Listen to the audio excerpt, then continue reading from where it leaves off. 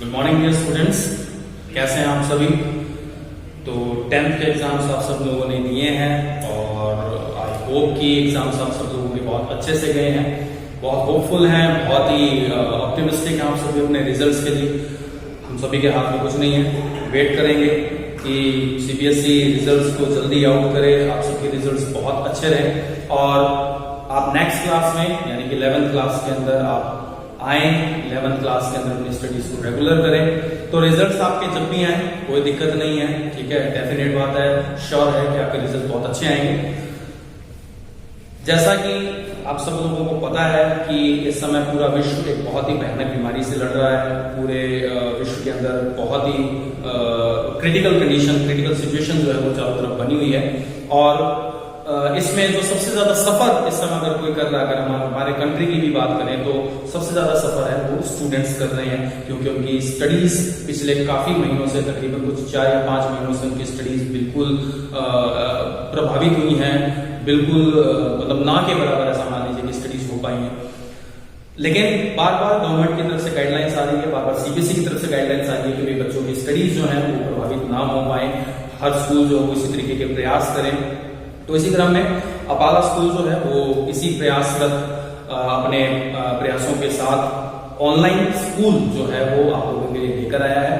वे सभी विद्यार्थी जिन्होंने अभी अपने 10th के एग्जाम्स दिए हैं, अपने रिजल्ट्स का वेट कर रहे हैं, डेफिनेटली रिजल्ट्स आपके जब भी आए, जैसा कि सुनने में आ रहा है कि या तो 15 या 20 जुलाई के आसपास जो वो रिजल्ट्स आउट होने शुरू हो जाएंगे, रिजल्ट्स डिक्लेयर होने शुरू हो जाएंगे।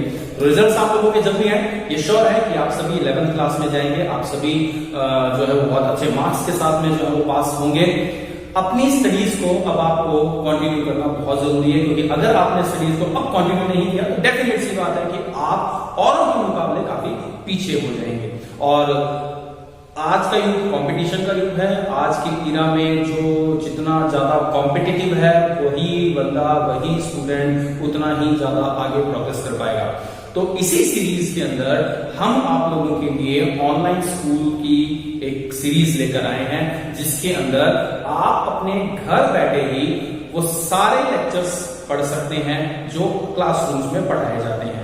सिर्फ इतना है कि आप अपनी क्लासरूम का एंजॉयमेंट शायद मिस करेंगे, क्लासरूम का एंजॉयमेंट आप लोगों को नहीं मिल पाएगा, क्योंकि आप अपने घरों में हैं, सुरक्षित हैं, और घरों में सुरक्षित रहते हुए जब तक हम लोगों को आगे की गाइडलाइंस नहीं मिलते हैं, फर्दर कोई नोटिफिकेशन गवर्नमेंट की तरफ से नहीं आता है, आप अपने घरों में रहते हुए अपनी स्टडीज को कंटिन्यू कीजिए और अपनी जो कैपेबिलिटीज हैं, अपने स्किल्स हैं, उनको इनहेंस करने की कोशिश करते हुए। तो इसी सीरीज में अपाला का स्टाफ, अपाला के टीचर्स सभी आप लोगों के साथ हैं। हम सब जी जान से लगे हैं ताकि आप लोगों की पढ़ाई का नुकसान किसी भी तरह से इस कोरोना के काल में ना हो। चलिए, तो मैं आपको बता देता हूं कि मैं अनुराग और मैं यहाँ इंग्लिश का टीचर हूँ, इंग्लिश का लेक्चरर हूँ। मैं +1 +2 के अंदर इंग्लिश की क्लासेस लेता हूँ और आज के वीडियो में मैं 11th क्लास के इंग्लिश का फर्स्ट लेक्चर लेकर आप लोगों के सामने प्रेजेंट हुआ। तो आज के लेक्चर में हम क्या बात करने वाले हैं, मैं सबसे पहले उसी के ऊपर डिस्कशन करता हूं। देखिए, 11th क्लास में स्टूडेंट्स के आने के बाद में उनके सामने सबसे बड़ी जो यूं कह सकते हैं कि एक चुनौती होती है, सबसे बड़ा एक चैलेंज जो होता है वो होता है अपने सब्जेक्ट्स का सिलेक्शन करने का, कि मैं किन सब्जेक्ट्स को सिलेक्ट करूं।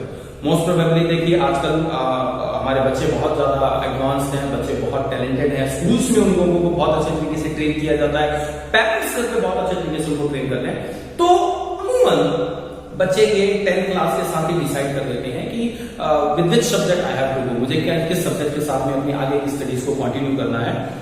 तो आप स्ट्रीम, चाहे आप कॉमर्स के साथ जाएं, चाहे आप साइंस स्ट्रीम के साथ जाएं, चाहे आप आर्ट्स स्ट्रीम के साथ जाएं, सभी स्ट्रीम्स का अपना अपना महत्व है। आपकी अपनी कैपेबिलिटीज, आपके अपने एम्बिशंस के आधार पर आप अपने स्ट्रीम्स का चुनाव करते हैं। तो इसके लिए आप बिल्कुल स्वतंत्र हैं, आप बिल्कुल बेफिक्र होकर आप अपनी रुचि के आधार पर, आप अपने पेरेंट्स के सजेशंस के साथ, आप अपने टीचर्स के सजेशन के साथ अपने स्ट्रीम्स का चुनाव कर सकते हैं। फिलहाल के लिए हम लोगों ने 11th के जो ग्रुप्स बनाए हैं उनको स्ट्रीम्स के हिसाब से अकॉर्डिंग टू स्ट्रीम उनको बाइफर्केट नहीं किया है, उनमें क्लासिफिकेशन नहीं किया है, क्योंकि बच्चे अभी भी कुछ कंफ्यूज हैं कि सर हम लोग आर्ट्स लें या कॉमर्स लें या साइंस लें।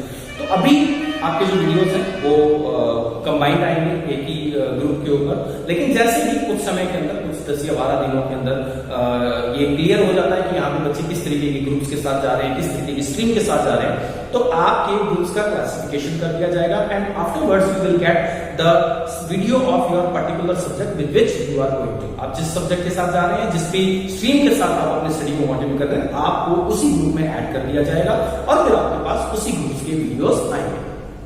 आप चाहे स्ट्रीम कोई भी सेलेक्ट कर रहे हैं, आप चाहे आर्ट्स में जाने की सोच रहे हैं या कॉमर्स में या साइंस में, इंग्लिश ऐसा सब्जेक्ट है जो आपको हर स्ट्रीम में पढ़ना पड़ेगा। तो इंग्लिश मैं पढ़ाता हूं यहाँ पे, तो डेफिनेट सी बात है कि आप किसी भी स्ट्रीम से रिलेटेड हैं या किसी भी स्ट्रीम को इलेक्ट करने की, सेलेक्ट करने की सोच रहे हैं, इंग्लिश एक कंपल्सरी सब्जेक्ट है, आपके साथ रहेगा ही, आपको इंग्लिश पढ़नी पड़ेगी। तो इसमें ऐसी कोई दो राय नहीं है कि जी हम इंग्लिश छोड़ दें क्या, इंग्लिश की जगह कोई दूसरा सब्जेक्ट ले सकते हैं क्या, ऐसा कुछ नहीं है, आपको इंग्लिश पढ़ना ही है, कंपल्सरी है।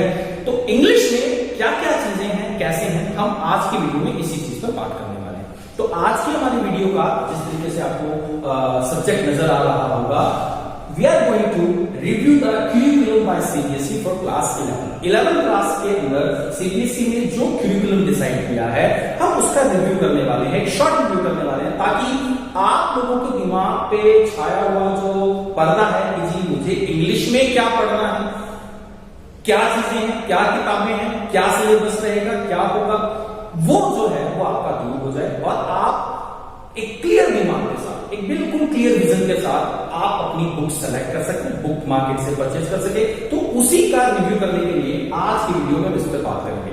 नेक्स्ट वीडियोस में हम फिर आगे की अपनी जो स्टडीज है वो कंटिन्यू करेंगे। तो शुरू करते हैं बिना कोई ज्यादा समय गवाए हुए आज का क्लास 11 का सीबीएसई की तरफ से करिकुलम का रिव्यू। तो सीबीएसई क्लास 11 में और क्लास 12 के अंदर दो तरह के इंग्लिश के कोर्सेज चलाती है।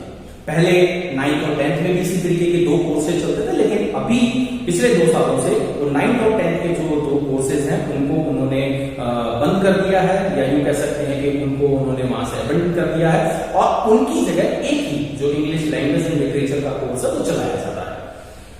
लेकिन अब 11th और 12th, क्योंकि बच्चा सीनियर स्टूडेंट होता है, सीनियर क्लास में आ जाता है, तो डेफिनेट सी बात है कि उसकी इंग्लिश की नॉलेज जो है वो काफी एडवांस होनी बहुत जरूरी है।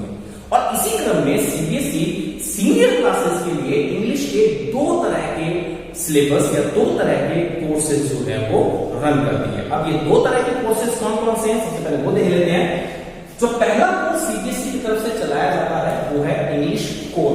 ठीक है, इंग्लिश कोर का कोर्स सीबीएसई चलाती है, जिसे हम यूं कह सकते हैं कि ये एक तरह का कंपल्सरी कोर्स है। ओके, दूसरा जो कोर्स सीबीएसई की तरफ से क्लास 11 और 12 में चलाया जाता है उसे इलेक्टिव कहा जाता है, इंग्लिश इलेक्टिव। इलेक्टिव नाम से स्पष्ट है, नाम से बिल्कुल क्लियर है। इलेक्टिव मींस दैट आप इलेक्ट करते हैं, आप इलेक्ट करते हैं, इसका मतलब ये हुआ कि ये आपकी चॉइस पर होता है। तो इसे आप इंग्लिश इलेक्टिव भी कह सकते हैं। अगर इंग्लिश इलेक्टिव के बजाय इसे हम लिटरेचर भी कहें तो ये भी बिल्कुल गलत नहीं होगा, बिल्कुल सही है। इंग्लिश लिटरेचर यानी कि एक कोर्स जो सीबीएसई चलाती है वो इंग्लिश कोर है, जिसे हम कंपल्सरी कोर्स बोलते हैं। दूसरा कोर्स जो सीबीएसई की तरफ से क्लास 11 और 12 के लिए चलाया जाता है वो है इंग्लिश इलेक्टिव या जिसे इंग्लिश लिटरेचर कहते हैं। तो सबसे पहले हम रिव्यू करेंगे इंग्लिश कोर के कोर्स के ऊपर। इंग्लिश कोर जो कि मैक्सिमम स्टूडेंट्स के द्वारा स्टडी किया जाता है, खासतौर से साइंस के और कॉमर्स के जो स्टूडेंट्स हैं वो इंग्लिश कोर को ही स्टडी कर रहे हैं। कारण क्या है मैं पहले आपको वो बता देता हूं। साइंस और कॉमर्स के स्टूडेंट्स ये बहुत फ्यूचरिस्टिक होते हैं, बहुत एम्बिशियस भी होते हैं, उनके फ्यूचर के एम्बिशंस हैं डॉक्टर बनना, इंजीनियर बनना या सीए के लिए प्रिपरेशन करना या किसी तरीके के बड़े एग्जाम्स के लिए प्रिपेयर करने की एम्बिशंस के साथ वो साइंस और कॉमर्स जो है उनको सेलेक्ट करते हैं। तो जब ये बड़े एग्जाम्स के लिए प्रिपेयर करते हैं तो ऑब्वियसली बात है कि इंग्लिश की जो नॉलेज है वो उनको एक लिमिटेड लेवल तक की जरूरत होती है, क्योंकि ठीक है अभी हमें बेसिक लेवल तक इंग्लिश आ जाए, हम बेसिक तरीके से इंग्लिश को अच्छे तरीके से से समझना सीख जाए। तो इसलिए वो इंग्लिश का ऐसा कोर्स चूज करते हैं जो थोड़ा इजी, जिसको पास करना थोड़ा आसान हो, जिसमें बहुत ज्यादा मुश्किल ना लगे। हालांकि देखो, मैं बार बार एक बात आपको बोलता हूं कि इंग्लिश को हमें बिल्कुल भी ये नहीं समझना चाहिए कि ये तो बच्चों का खेल है, हंसी मजाक है। लैंग्वेज बच्चों का खेल नहीं है, लैंग्वेज बिल्कुल भी हंसी मजाक नहीं है। लैंग्वेज एक बहुत ही सीरियस सब्जेक्ट है, और इसे आप अगर सीरियसनेस के साथ पढ़ेंगे तब तो ये जरूर आपके लिए फायदेमंद रहेगा। लेकिन अगर आपने इसकी सीरियसनेस को छोड़ दिया तो लैंग्वेज आपको बहुत नुकसान भी पहुंचा सकती है। इसलिए लैंग्वेज को कभी भी हमें हल्के में नहीं लेना चाहिए, लैंग्वेज काफी सीरियस सब्जेक्ट भी होता है। तो अमूमन साइंस और कॉमर्स के स्टूडेंट्स जो हैं वो इंग्लिश कोर के कोर्स के साथ जाते हैं। इलेक्टिव भी ले सकते हैं, ऐसा नहीं कि इलेक्टिव ले नहीं सकते, क्या बिल्कुल ले सकते हैं, इलेक्टिव ले सकते हैं। लेकिन इलेक्टिव वो स्टूडेंट्स ज्यादा प्रेफर करते हैं जिनका पर्टिकुलर इंग्लिश में इंटरेस्ट होता है, यानी कि उनको इंग्लिश जो है, ये मान लीजिए कि उनका घर का माहौल इंग्लिश के अंदर है, उन्होंने इंग्लिश को बहुत अच्छे तरीके से पढ़ा हुआ है, इंग्लिश का बेसिक जो है, इंग्लिश का जो फाउंडेशन है उनका बिल्कुल स्ट्रॉन्ग है, बहुत अच्छे से उनके बेसिक्स कंसेप्ट जो है वो क्लियर है। ऐसे जो स्टूडेंट्स हैं वो आमतौर पर इंग्लिश इलेक्टिव या इंग्लिश लिटरेचर के कोर्स के साथ जाते हैं। तो ऐसा कुछ नहीं है कि आप जी हमें कोर ही लेना है, क्या आप कोर भी ले सकते हैं, आप इलेक्टिव भी ले सकते हैं। मैं दोनों का फटाफट आपके सामने रिव्यू करता हूं। Afterwards you have to decide that whether you want to go with English core और विद इंग्लिश इलेक्टिव। तो चलिए सबसे पहले फिलहाल बात करते हैं टेक्स्ट बुक्स की। इंग्लिश कोर की जब टेक्स्ट बुक्स की बात करते हैं तो दो टेक्स्ट बुक्स जो है वो सीबीएसई इसमें प्रिस्क्राइब करते हैं। सीबीएसई की तरफ से दो तरह की किताबें जो है वो कोर के सिलेबस में लगाई जाती हैं। पहली है आपके हॉर्नबिल और दूसरी है स्नैपशॉट। हॉर्नबिल जो कि मेन कोर्स रीडर है, स्नैपशॉट जो कि सप्लीमेंट्री रीडर है। ये दो किताबें आप लोगों को मार्केट से मिलेगी, मार्केट से परचेज करनी है। दोनों किताबों का जो पिक्चर है वो आप लोगों को दिखाई दे रहा है, ये इसी तरीके की बुक्स आती हैं। अच्छा, एक चीज मैं यहाँ बुक्स के संदर्भ में आप लोगों के सामने बता देना चाहता हूँ कि मार्केट में कुछ सस्ते पब्लिकेशन भी हैं जो क्या करते हैं कि अपनी किताब को बेचने के लिए या अपनी किताब की जो सेल है उसको इंक्रीज करने के लिए इंग्लिश के साथ साथ हिंदी भी डालते हैं। उसमें क्वेश्चंस के आंसर्स भी दिए होते हैं, इंग्लिश के साथ साथ हिंदी भी डाली हुई होती है कि आप लेसन में हिंदी भी उसी के अंदर पढ़ सकते हैं। मैं as a teacher, as a mentor आपको सजेस्ट करूंगा कि please avoid such kind of books. ऐसी किताबों को आप परचेज मत कीजिएगा। किताबें आपके लिए बहुत ज्यादा नुकसानदेह हैं। आप इंग्लिश जिस मकसद से पढ़ रहे हैं या सीबीएसई आपको जिस मकसद से इंग्लिश पढ़ाना चाहती है उन किताबों को अगर आपने खरीदा तो वो आपका कभी पूरा नहीं हो पाएगा। सो मेरा आपको ये सजेशन रहेगा कि आप मार्केट से बुक खरीदते समय बाकायदा एनसीईआरटी की ही किताब खरीदें इंग्लिश के लिए। उसको खोल के चेक करें कि उसमें कोई हिंदी ट्रांसलेशन बीच में ना दिया गया हो। आपको किसी दूसरे पब्लिकेशन की बुक नहीं खरीदनी है, भले ही वो आपको 2 रुपए सस्ती ही क्यों ना मिल रही हो। आपको सीबीएसई की तरफ से जो एनसीईआरटी की पब्लिकेशन की बुक्स होती है वही आपको खरीदनी है। पिक्चर आपको यहाँ बिल्कुल स्क्रीन पे नजर आ रहा होगा। आपको यही बुक्स जो है वो मार्केट से परचेज करेंगे। तो हॉर्नबिल और स्नैपशॉट ये 2 किताबें हैं जो कि इंग्लिश कोर के पूरे सिलेबस में पढ़ाई जाती हैं। क्या क्या है इन किताबों के अंदर जरा फटाफट देख लेते हैं। हॉर्नबिल की जो बुक है, इस बुक को 2 पार्ट्स के अंदर बेसिकली डिवाइड किया गया है, प्रोज एंड पोएट्री। ये आपने पिछली क्लासों में पढ़ा भी होगा, समझा भी होगा कि प्रोज क्या होता है कि बुक्स के अंदर जो स्टोरीज होती हैं, इसके अलावा जो आर्टिकल्स होते हैं, और अगर मान लीजिए कि कोई एक्ट दिया गया हो, मोनो एक्ट है या कोई नॉर्मल इस तरीके का एक्ट है, ये अगर दिया गया हो तो उस पार्ट को हम क्या कहते हैं, उसे हम प्रोज कहते हैं। तो आपकी जो हॉर्नबिल की बुक है, इस हॉर्नबिल की बुक में स्टोरीज हैं, इसमें आर्टिकल्स हैं और इसमें एक एक्ट भी दिया हुआ है। इसके साथ साथ इसी हॉर्नबिल की बुक का जो दूसरा पार्ट है वो पोएट्री है। इसे कुछ खास बड़ी बात नहीं, पोएट्री आप सब जानते हैं, पोएट्री का मतलब पोएम्स है। तो इसमें तकरीबन कुछ 6 से 7 पोएम्स जो हैं वो आपके सिलेबस में इंक्लूड की गई है। तो ये तो आपकी हॉर्नबिल की बुक की बात है।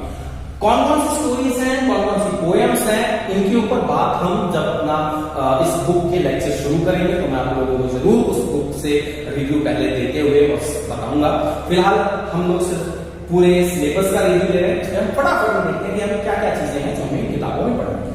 जो दूसरी किताब आप लोगों के सिलेबस में इंग्लिश कोर में इंक्लूड की गई है वो है स्नैपशॉट। स्नैपशॉट की बुक में पोएम्स को इंक्लूड नहीं किया गया है क्योंकि ये एक सप्लीमेंट्री रीडर है, सप्लीमेंट्री रीडर या रैपिड रीडर जिसको कहा जाता है। तो इस बुक में पोएम्स को इंक्लूड नहीं किया गया, इसमें सिर्फ प्रोज है, स्टोरीज हैं, आर्टिकल्स हैं और एक एक्ट भी इसमें इंक्लूड किया गया। तो ये 2 बुक्स हैं जो आपको मार्केट से परचेज करनी है। इसके अलावा कोर के लिए कोई सेपरेट बुक जो है वो मार्केट से आपको नहीं लेनी है, whether it is a reference book और any other supplementary reader book और एनी पास बुक, आपको मार्केट से कोई ऐसी किताब परचेज नहीं करनी है, because still it is not decided कि सीबीएसई या एनसीईआरटी के द्वारा कौन कौन से लेसन जो है वो सिलेबस से हटा दिए जाएं या ऐड कर दिए जाएं, ऐसा अभी नहीं मालूम। बुक्स आपकी नहीं बदलेंगी, बुक्स आपकी यही रहेंगी, लेकिन चूंकि सेशन जो है वो काफी डिले हो रहा है, सेशन लंबा जा रहा है, तो हो सकता है कि शायद सीबीएसई आपके सिलेबस में से कुछ लेसन्स हटाए। कौन से लेसन्स हटाएंगे इसका अभी नहीं मालूम, लेकिन हम अपने अनुमान के आधार पर जिनके बारे में या जिन लेसन्स पे हमें बिल्कुल पुख्ता है कि भाई ये लेसन्स सिलेबस से नहीं हटेंगे, वो तो रहेंगे ही रहेंगे, हम उन्हीं लेसन्स के ऊपर डिस्कशन सबसे पहले करेंगे। जिन पे भी हमें डाउट है वो लेसन्स हम अपनी ऑनलाइन क्लासेस के अंदर या ऑनलाइन लेक्चर्स के अंदर डिस्कशन करेंगे। तो इसमें आपको घबराने की जरूरत नहीं है कि सर आपने लेसन पढ़ा दिया और वो तो डिलीट हो गया या वो सीबीएसई ने हटा दिया सिलेबस से, तो क्या होगा। तो आप बेफिक्र रहिए, ऐसा आपके साथ नहीं होने दिया जाएगा। हम अपने एक्सपीरियंस से आपको बेस्ट से बेस्ट ही करवाने की पूरी कोशिश करेंगे। तो किताबों में ये 2 किताबें हैं जो आपको मार्केट से परचेज करनी है, जल्दी से जल्दी परचेज करनी है ताकि आपकी स्टडीज कंटिन्यू हो सके और रेगुलर बेसिस पे हो सके। इसके बाद में देखिए 11th में आपको ग्रामर के कुछ टॉपिक्स हैं जो आपको पढ़ने हैं, आपको टेंसेस पढ़नी है, डिटरमाइनर्स पढ़नी है, क्लॉजेस हैं जो आपको पढ़ने हैं, मॉडल्स हैं जो आपको पढ़ने हैं, एंड वॉइसेस यानी कि जिसको हम एक्टिव एंड पैसिव वॉइस बोलते हैं। ये 5 टॉपिक्स हैं जिनको आपके सिलेबस में इंक्लूड किया गया है और इनसे जो क्वेश्चंस बनते हैं वो हम नेक्स्ट वीडियो में डिस्कशन करेंगे, जिसमें हम सिर्फ पर्टिकुलर इंग्लिश कोड का पेपर पैटर्न डिस्कशन करेंगे और अपने लेसन को शुरू करेंगे उसमें। तो ग्रामर में ये 5 टॉपिक्स हैं जो सीबीएसई आपको प्रिस्क्राइब करती है, सीबीएसई आपको कहती है कि ये आप लोगों को पढ़ने हैं और इन्हीं के ऊपर बेस्ड क्वेश्चंस आप लोगों से पूछे जाते हैं। अगर बात की जाए कॉम्पोजिशन की कि भाई सर कॉम्पोजिशन पार्ट नहीं है क्या इंग्लिश के अंदर, ऐसा नहीं है। इंग्लिश देखिए कॉम्पोजिशन के साथ तो बिल्कुल रहेगी, कॉम्पोजिशन के बगैर तो इंग्लिश हो ही नहीं सकती, बगैर कॉम्पोजिशन के कैसे होगी।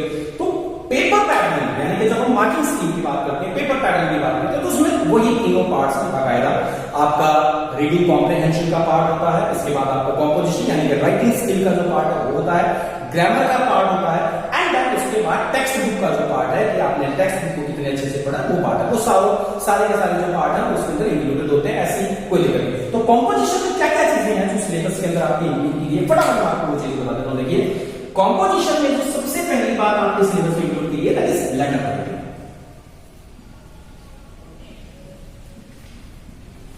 सो लास्ट क्लासेस में आपने लेटर राइटिंग के बारे में काफी कुछ पढ़ा भी है। हाँ, चूंकि अब भाई आप 11th में आए हैं, सीनियर क्लासेस में आए हैं, तो आपका जो लेवल है काफी इंक्रीज हो जाएगा। तो लेटर राइटिंग है, लेकिन लेटर राइटिंग अब पहले जैसे नहीं है, इसके लेवल को इंक्रीज कर दिया गया है। आपके सिलेबस में कई बहुत अच्छे तरीके के लेटर्स हैं, जैसे कि बिजनेस लेटर्स आपके सिलेबस में है, जॉब एप्लीकेशन लेटर आपके सिलेबस में है, एडिटर लेटर आपके सिलेबस के अंदर है, कंप्लेन लेटर्स हैं, इसके अलावा जो है वो ऑर्डर प्लेसिंग करने के लिए जो लेटर्स हैं हमारे सिलेबस के अंदर, रिप्लेसमेंट के लिए भी लेटर्स हैं हमारे सिलेबस में। तो तकरीबन कुछ 6 से 7 कैटेगरी के अंदर लेटर्स जो है वो आपके सिलेबस में इंक्लूड किए गए हैं। इसके बाद कॉम्पोजिशन के अंदर अगर आगे हम बात करें तो कॉम्पोजिशन में हमारे पास कुछ रिपोर्ट, स्पीच एंड आर्टिकल, ये 3 राइटिंग स्किल्स जो हैं इनको भी आपके सिलेबस में ऐड किया गया है। क्या होती हैं, कैसी होती हैं या कैसे लिखी जाती हैं, जब हम टॉपिक करेंगे तो आपको बिल्कुल इत्मीनान से पूरी तसल्ली के साथ समझाया जाएगा। फिलहाल के लिए ये आपका करिकुलम है जो आपको इंग्लिश कोर्स में पढ़ना होता है। फटाफट बता देता हूं, 2 किताबें हैं, ऑन द स्नैपशॉट जिसमें प्रोज है और पोएट्री है और एक्ट के पार्ट है। ग्रामर का पार्ट है जिसमें ये 5 टॉपिक्स हैं, tenses and determiners and clauses and models and voices हैं। ये 5 टॉपिक्स आपके ग्रामर में इंक्लूड किए गए हैं। कॉम्पोजिशन पार्ट की बात करें तो कॉम्पोजिशन पार्ट में लेटर राइटिंग है, रिपोर्ट राइटिंग है, स्पीच एंड आर्टिकल राइटिंग है। तो ये पार्ट आपको इंग्लिश कोर में स्टडी करना होगा। अब फटाफट बात कर लेते हैं इंग्लिश इलेक्टिव की। कि इंग्लिश इलेक्टिव में क्या क्या चीजें हैं, क्या हमें पढ़ना है। तो देखिए, सबसे पहली बात मैंने आपको पहले कहा था कि ये लिटरेचर है।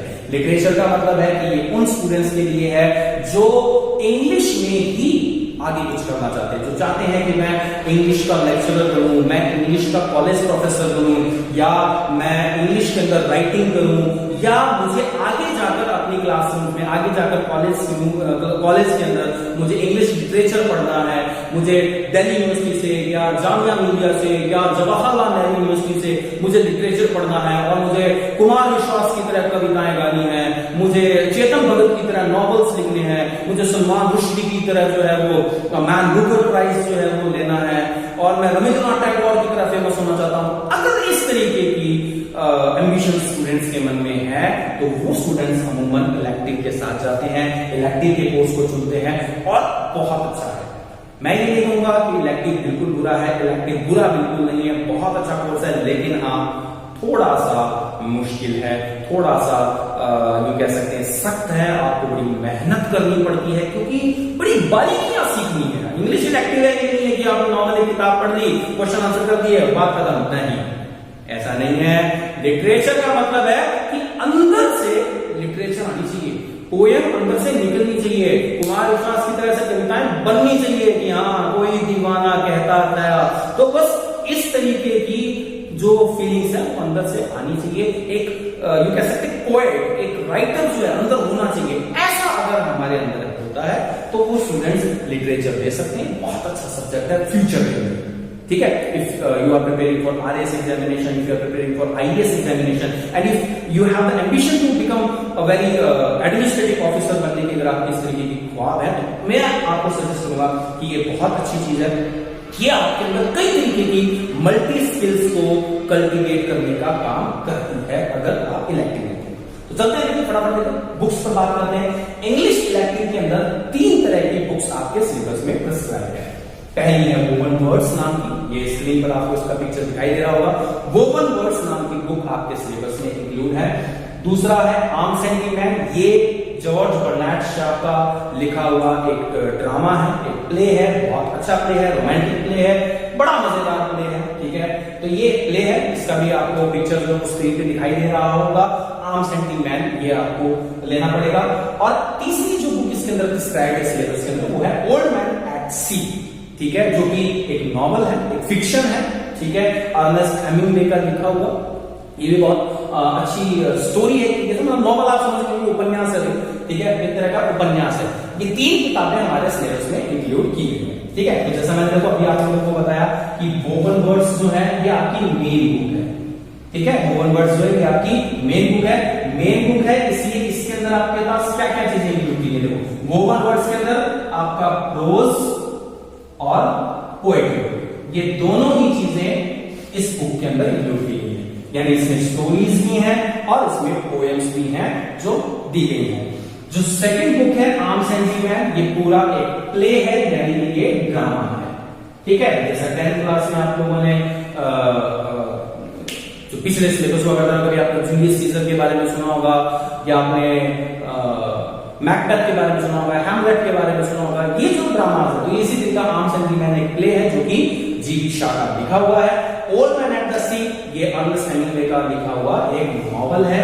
ये 3 जो बुक्स हैं, ये 3 बुक्स आपके सिलेबस में प्रिस्क्राइब्ड है CBSE के द्वारा, ये आपको मार्केट से खरीदनी पड़ेगी। स्क्रीन पर आपको ये चीजें दिखाई देंगी। दूसरी बात करते हैं कॉम्पोजिशन की। देखिए इसमें ग्रामर नहीं है, ठीक है। अगर आप लिटरेचर के साथ जाते हैं या इलेक्टिव के कोर्स के साथ जाते हैं तो आपको ग्रामर नहीं पढ़नी पड़ेगी, ग्रामर आपके सिलेबस में नहीं इंक्लूड की गई है, केवल कॉम्पोजिशन पार्ट है।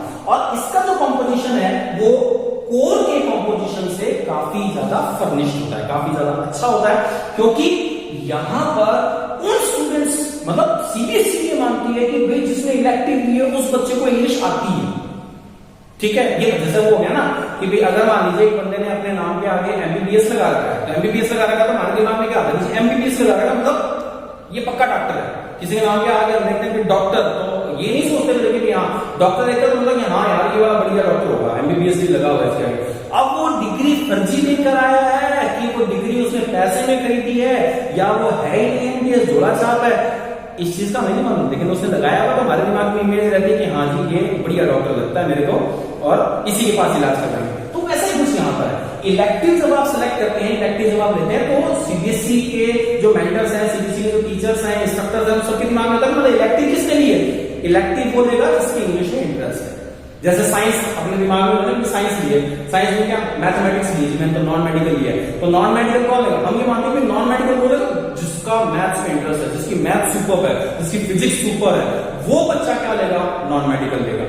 वैसा ही यहाँ तो कंपोजिशन पार्ट जो इसका है वो कोर से अलग है। ऐसा नहीं कि कोर के जैसा, ये कोर से अलग है, बहुत ही फर्निश्ड तरह का कंपोजिशन है जिसमें आपको ऐसे राइटिंग करनी होती है, यानी कि निबंध लिखना हिंदी में जैसा होता है, आर्टिकल, रिपोर्ट और स्पीच, ये तीनों वही चीजें हैं जैसा कि कोर के सिलेबस में है। बस इतना है कि इसका जो लेवल है वो थोड़ा कम है, इसका जो लेवल है वो थोड़ा सा एडवांस है, थोड़ा फर्निश्ड है।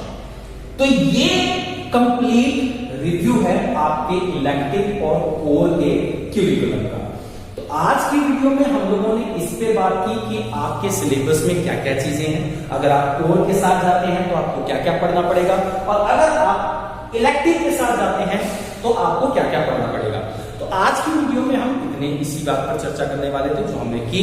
आपके मन में अगर इससे रिलेटेड किसी भी तरह के कोई डाउट्स हैं, कोई सजेशंस हो, तो आप डेफिनेटली अपने डाउट्स जो है वो कमेंट बॉक्स में लिख के भेजिए, आपके डाउट्स क्लियर करेंगे।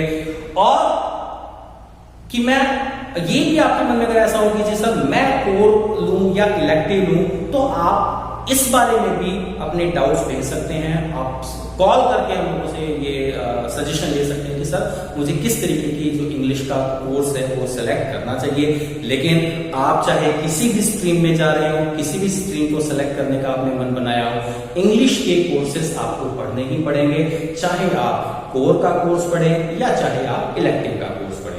तो आशा करता हूं कि आज की वीडियो में आपको काफी इंफॉर्मेटिव जानकारियां मिली होंगी, काफी कुछ बातें आपको अच्छे से समझ में आई होंगी। ठीक है, तो मिलते हैं नेक्स्ट वीडियो के अंदर अपने फर्स्ट चैप्टर के साथ। हम कोर के साथ शुरू करेंगे और जो इसका फर्स्ट चैप्टर है उसके साथ शुरू करेंगे। जो भी स्टूडेंट्स कोर जो है इसे लेना चाहते हैं, जो मार्केट के अंदर इसकी बुक्स अवेलेबल है, आप मार्केट से इसकी बुक्स फटाफट परचेज कीजिए ताकि जो क्लासरूम में आपको पढ़ाया जाए उसे आप अपने घर पर अच्छे से रिवाइज कर सकें। तो आज की वीडियो में इतना ही, मिलते हैं। तब तक के लिए आप घर पे रहिए, स्वस्थ रहिए और लगातार नया सीखते रहिए। Thank you.